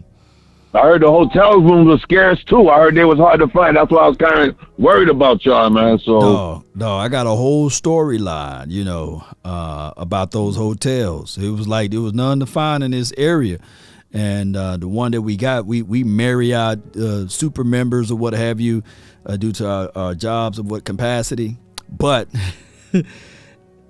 there's only so much that you can do, right? Of reserving a spot in the first room we had termites. That's the short end of it, Oh man, you had to clean your own rooms, and they got the termites, the bed bugs. but I think that everything happened for a reason, because they comped the room and they moved us to the executive suite there and gave us all type of fruits and good stuff to eat. We looked at it twice and all type of stuff. They made sure they kissed our feet by the end of our stay, though. But the internet was trash, man. So that's why I didn't go live. I said, man, the internet trash here, man. What's going on? We in the dead zone. But talk to me, man. What you got for the show, man? But anyway, all right, we're gonna get to football. I didn't mean to get too personal. I'm sorry, Law. My bad. We're gonna get to my 3 points. 2 points I want to get to that Cowboy Nation. I'm gonna have to bring bring you to my analogy. Something that you were talking about, something that coaches talk about. I want to piggyback on. First, I want to piggyback on our OC. Our OC is what we call in the city. He's fresh off the porch. Mm-hmm. We know we got guys in the city that won't leave their porch. Like, mom and dad say, don't leave your porch. I don't want to see you hang with the kids on the block. Right. He's one of them dudes. So he's fresh off the porch. He's not street smart yet. People that have a high IQ but can never make it down Times Square because they're not street smart. They don't have that street awareness. Yeah. That's our OC. Our OC, if he walks down Times Square, they're gonna pick his pockets. They're gonna run him for his money because he's not street smart. Right. That's how he is with game smart. So he's not game smart, meaning he doesn't know how to adjust in the games. He comes in there, he's like, I got the talent. I know what I can do talent-wise. Right. But he doesn't know how to adjust. He hasn't learned to counterpunch yet. And like Mike Tyson said, the game don't start until somebody gets punched in the face. It's how you react from getting punched in the face. We got punched in the face from San Fran, and we never reacted. We just sat there with a nosebleed, feeling bad for ourselves. There was only a few players that really stepped up. So that gets me to my other point where everybody's putting this weight on our number one. CeeDee Lamb had a red shirt year. He did not play with his quarterback for a whole, we could call it a whole year, in the off season. Right. But he still put up numbers. Big facts. And if you remember last year, and when you was out in Cali, he was the one putting up all them highlights. Cooper didn't even join the team until late. I forgot what was wrong with Coop, but he didn't even join us until late into camp. So he was playing against the number one. When we scrimmaged against the Rams last year, he was eating your boy Ramsey up. Let them know. Say it again, because I got that clip somewhere on my YouTube page. Last year in all season, he was eating Ramsey's lunch. Look at the film. Go look at the film. I watched it. I wasn't there, but I studied the film. He was eating his lunch. He was. Yup. So you don't have to ask if he's ready. The boy is ready. Yeah. The boy's ready. And what I like what Coach said is we do need that Mr. Nasty in the locker room. He's sitting out there. His name is Sue. The nasty kind. Yes, indeed. That is it. That's him. Mr. Nasty. He could tell you, like, look, nah, man. It take that, nah. And this is what it's going to take to get over the top. It don't take no suit and tie. Sometimes you got to unbutton that tie and loosen a couple buttons up, and you got to get your hands dirty. Let me say this right quick, and it just made me realize they knocked CeeDee Lamb out of the top 20 wide receivers, right? And they put in the top 10 Terry McLaurin, right, with a 91. What if I told you that Terry McLaurin first 2 years is not even better than CeeDee Lamb's first 2 years? And what Terry McLaurin did last year wasn't even on the same tier and caliber of what CeeDee Lamb did. But somehow Terry McLaurin get a 91 rating, and I know this is just ratings, right? And I get it with Justin Jefferson if you want to fight with that, people.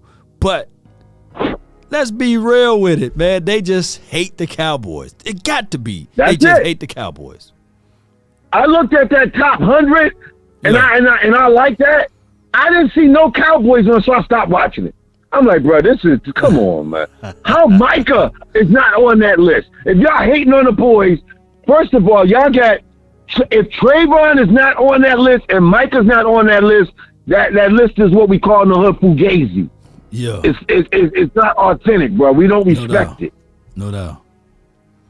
And what people forget about our Diggs is Diggs has an advantage that all these corners in the league doesn't have. He can work with his brother, which is the number one wide receiver in the league, or the number two, on his releases, on his breakdowns, he can give him a cheat sheet on wide receivers, as well as he can get the cheat sheet from the cornerback. So they can learn. That's iron and sharpen iron at its finest. Yeah. Phew. Man, so please leave Diggs alone, and I can't wait to play Philly because I want Diggs to play this dude. Diggs plays those type receivers that he just picked up. I ain't even gonna say his name and give him credit, but they play this type receivers better than those shifty wide receivers. So I think we put AB on the shifty wide receiver, and AB was a 4-3. Yeah, legit. And Fats. Our boss man Fats ran a 4.2 at his combine. That boy Fats. We know he got. Look, don't sleep on Fats. So look, man, we are so good in the hood, and I had to remind our fans we went 12-5, not 5-12. Talk to me about your quarterback. I know we're good. Talk to me about your quarterback before I let you go, fam. Oh yes, and what I want to get in about my quarterback is, I don't know if you saw him, he's working on what I'm working on, and it takes a lot of dedication from not only your body, but from what you're eating. That got his six-pack back. Your six-pack runs your body. If you don't know, your muscle in your stomach controls your back muscles, would help your strength in your arms and your legs. So by Dak dedicating himself to saying, hey, how do I get, that twerk move that Dak was doing? Yeah. That's what that's what he was trying to get to. Yeah. His stomach muscle. Look, man, Dak is in the best shape of his life. His first time he's had an off season in 3 years. Yo, back up off my quarterback. That's all I'm going to say. Back up off my quarterback and watch my quarterback be in an MVP race for this year as we march to the bowl. as we march to the bowl. Man, my God. Yes, indeed, man. I appreciate you so much, man, for that. Let me hear how about them Cowboys before I let you roll, fam. All right, you already know. How about them Cowboys? Let's get it, Law. Let's go, baby. VIP. You know, it's my guy, man. Always bringing the best passion out here. And the conference has been locked. Last but not least, man, we got 9-10. You in? Nothing to it. Talk to me. Yeah, I looked up Zach's numbers for since 2016, and I looked at his touchdowns and his interceptions. Okay. And then I started looking at some of the ones that call themselves that they call elite. And a lot of those people can't hold a candle to that number. No doubt. So I agree with you that it's just the hate. The hate is real. Yeah. You know what I'm saying? In my opinion, that top 20 list is bogus because that deserves to be in that list. Oh, yeah. So, no matter what they say. And CeeDee Lamb, he gonna bring it this year. They got Dallas twisted. They do. And that the last 2 years, I truly believe that he had to deal with a lot of adversity. Yep. But he still delivered. Probably not to the height or to his best, but he delivered. So you can imagine, he did 37-10 last year. He did. Just imagine with him being completely healthy this year, what he's going to do. So, like VIP said, get up off my quarterback. Get up off of him, yeah. Go Cowboys and let them hang. Let them hang. I appreciate you so much. I thank you for calling in. You must be at work, huh? No, I'm at the VA, man. Oh, okay. All right. Be safe out there. I'm All at right. the VA, waiting for them to call me. Oh, okay. I feel you.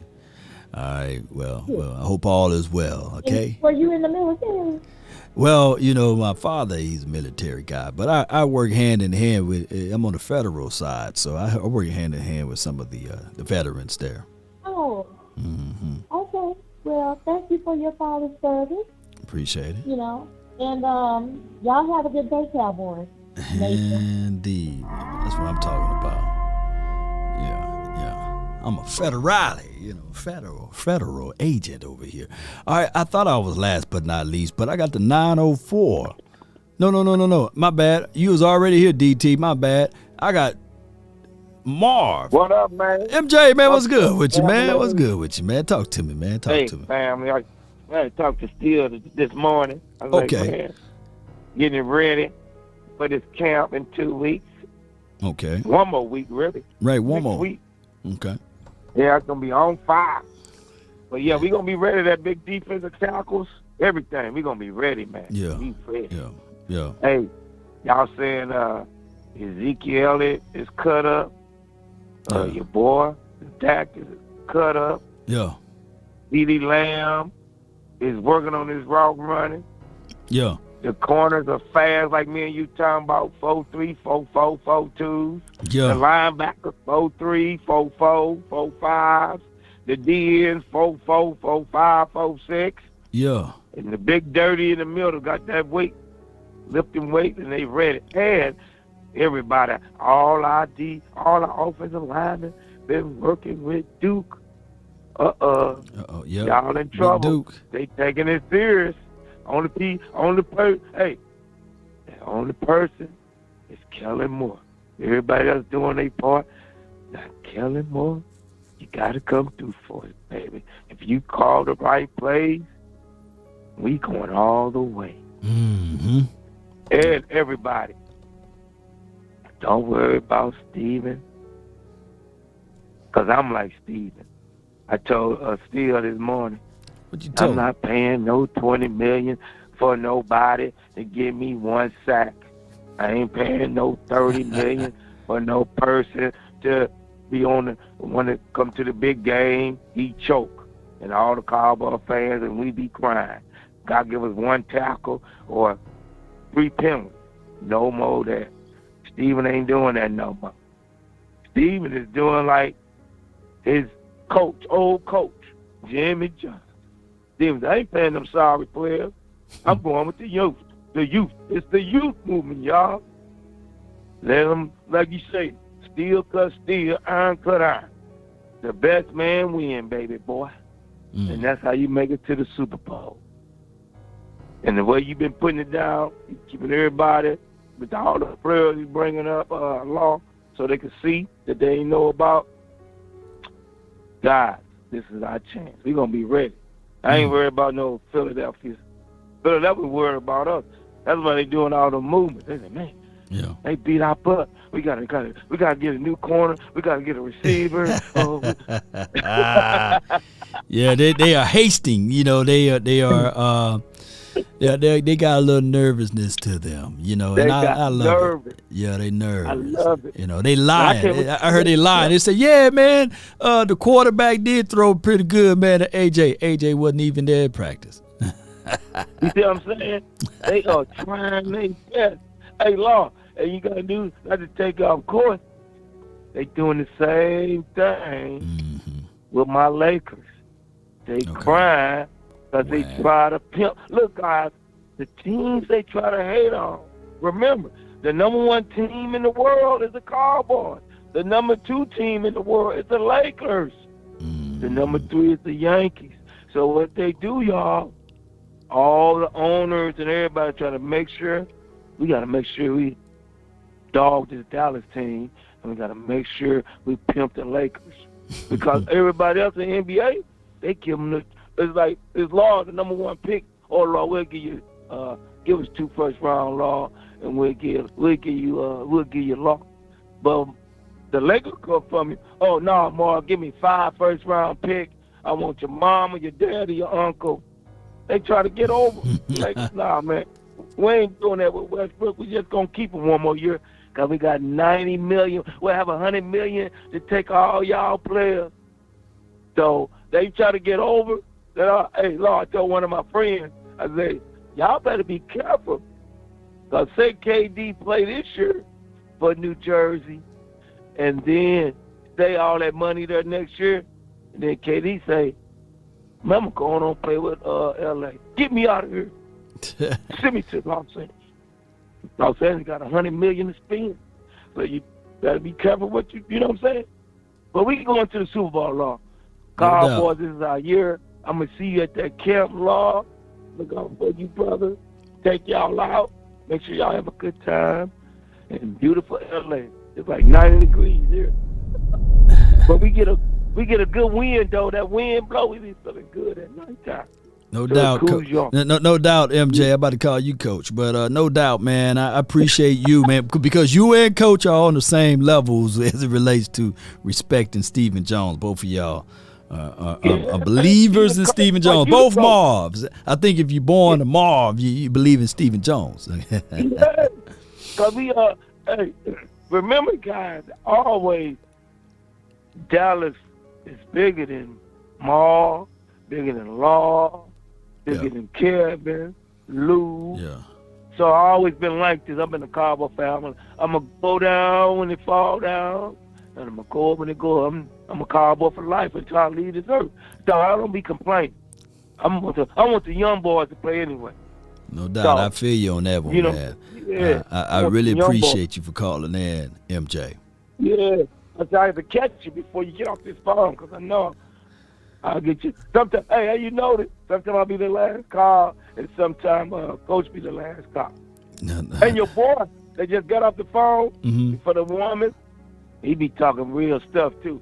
Be excited. You know what I'm saying? Yeah. Be right. Yeah, Everybody VIP. get in shape.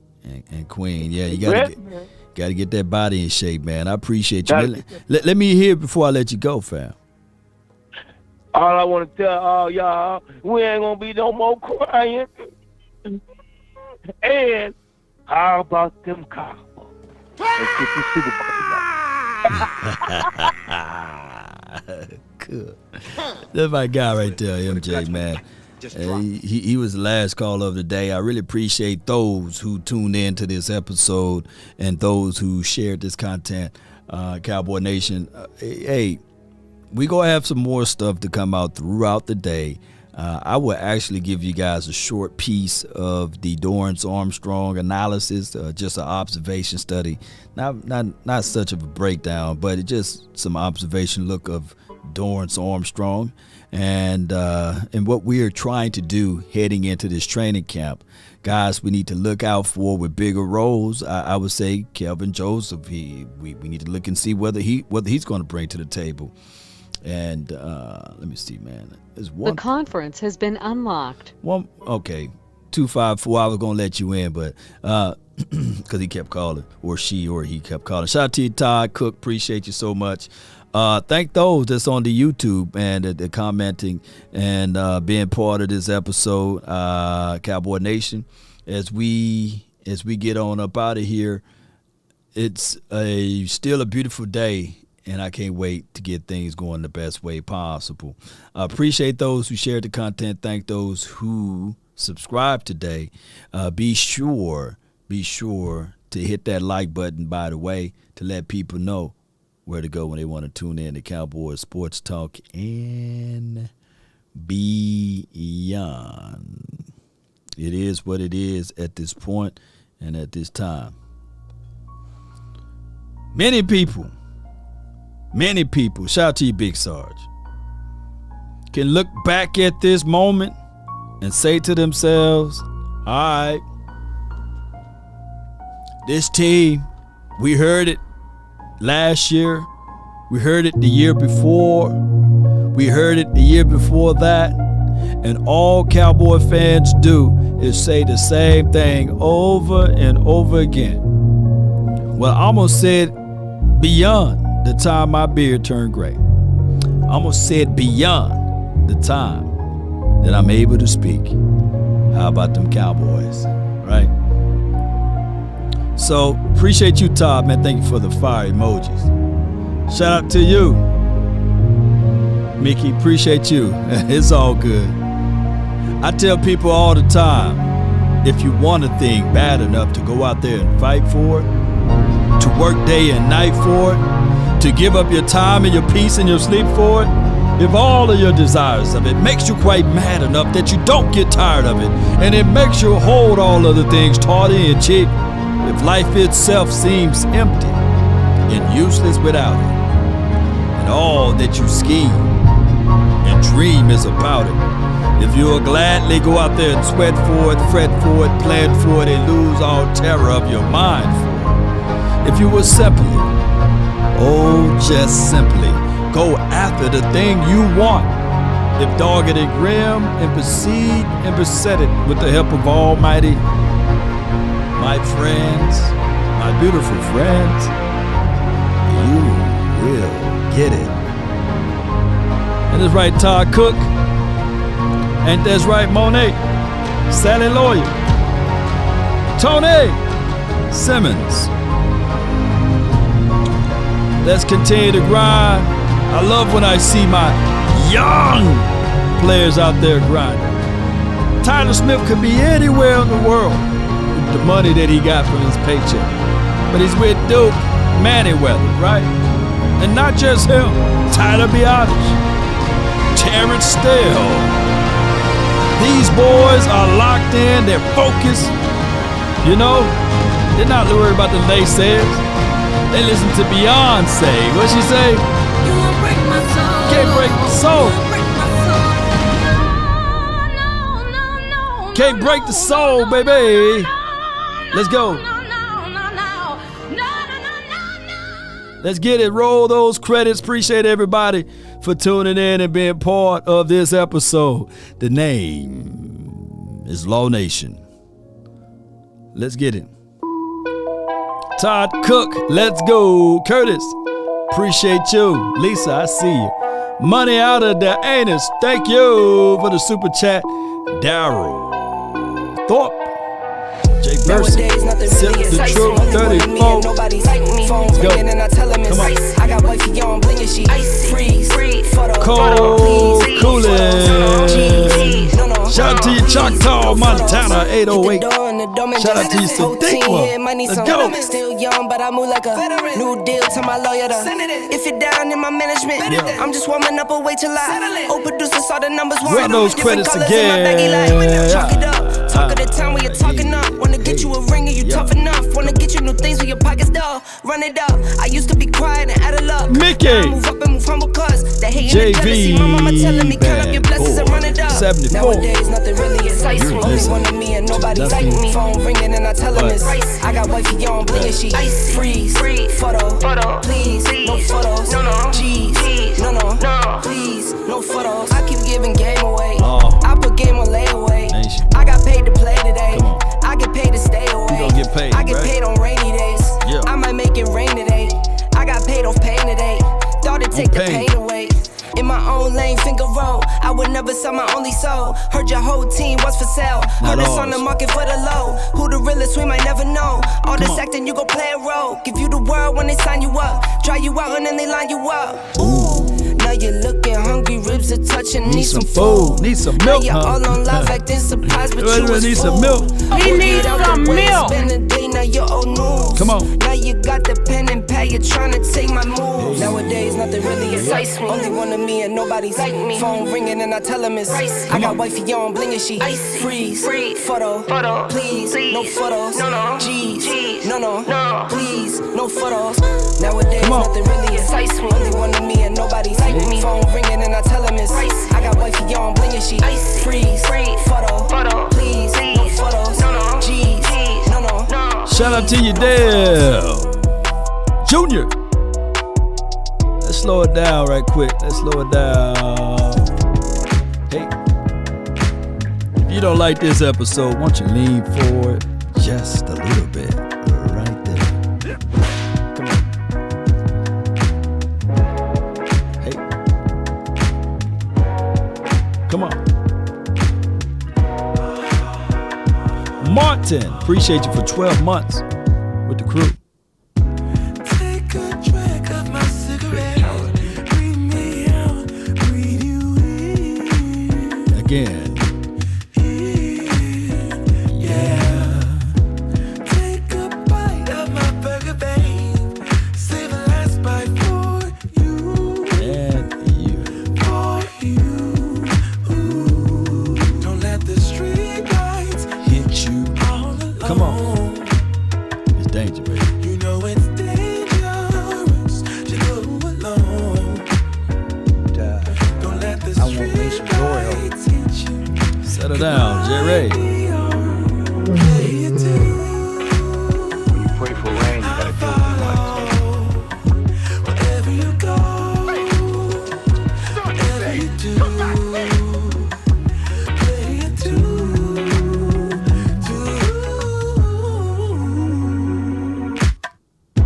7 years of imperfect love, 7 more and another one, And another one. Simply because you don't have evidence that something does exist does not mean that you have evidence that something doesn't exist. You won't break my soul. Don't let the street lights hit you. That was easy. Execute Order 66. Caden, shout out to you from Todd Cook. I follow. Wherever you go, whatever you do, the absence of evidence is not the evidence of absence. Well, what I'm saying is that there are known knowns and that there are known unknowns, but there's also unknown unknowns. Things we don't know. Let's go, Cowboy Nation. So far, Sally Lawyer. Appreciate you so much. Shout out to you, Asmodeus. Let's go. Big Sarge. Turn it up just a little bit. Fly on, fly on, fly on, fly on, fly on. Boy, that note right there always do it for us, right?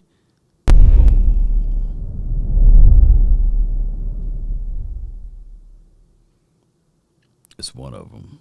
They want to give me a hard time. It's okay. We up out of here, one way or another. Thank those who subscribe. And as on our way in departing, and we leaving behind us footprints on the mighty sands of time. Where's my button at? Now, come on now. I'm supposed to have been hit this button. I'm kind of rusty a little bit. Why keep doing that? I know what I can do. We're building the plane while it's in there. Even though I'm trying to land this thing, we still building. How about that? Got to delete this one too. Boom. Overtime for your mind, right? Why does it keep giving me this one? I'm trying to cut out that bottom part. Cowboy Nation, we just going to delete them all then. How about that? There's one of them. It got to be this one. Why in the world? Oh, I see why now. Boom. There we go. That was annoying. But we up out. What do you say? You could not live with your own failure. No doubt.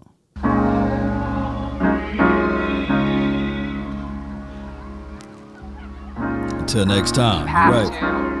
DC for life. And when things are really tough and they're really rough and nothing's working, but there's something inside of you that says, I just have to follow that.